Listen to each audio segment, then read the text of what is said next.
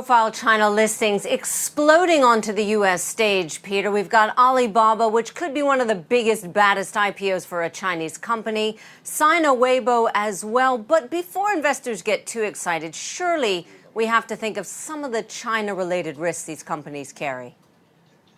That's absolutely right, Tara. The China risks are very big, and actually we've just had the filing from Weibo, the big document that lists all of these risks. And there are some really quite specific ones.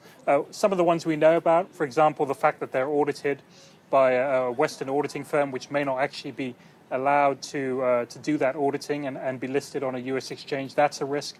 But also some new risks, things like the fact that they don't actually know who all of their users are, and the Chinese authorities have asked them to identify all of their users, and they're not able to do that at the moment.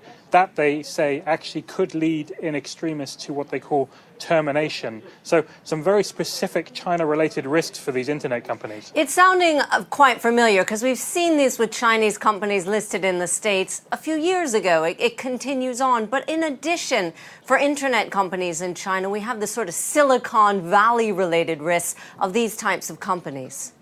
Well, that's exactly right. You've got on the one hand, you're taking these sort of China-specific risks as an investor, which are new to these companies and which is something you don't necessarily find with the likes of Facebook and Google.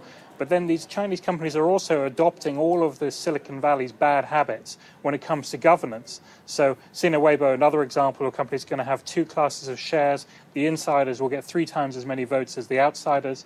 Alibaba, as we know, has been in dispute with the Hong Kong authorities about its proposed listing because it wants to have its insiders nominate the majority of the board directors, and that's something it will be able to do in the US. So as an investor, you've got to bear in mind there's a lot of hype about these stocks, and these companies are clearly growing very quickly. Sina Weibo wasn't around in 2009 and is now generating $180 million a year in revenue.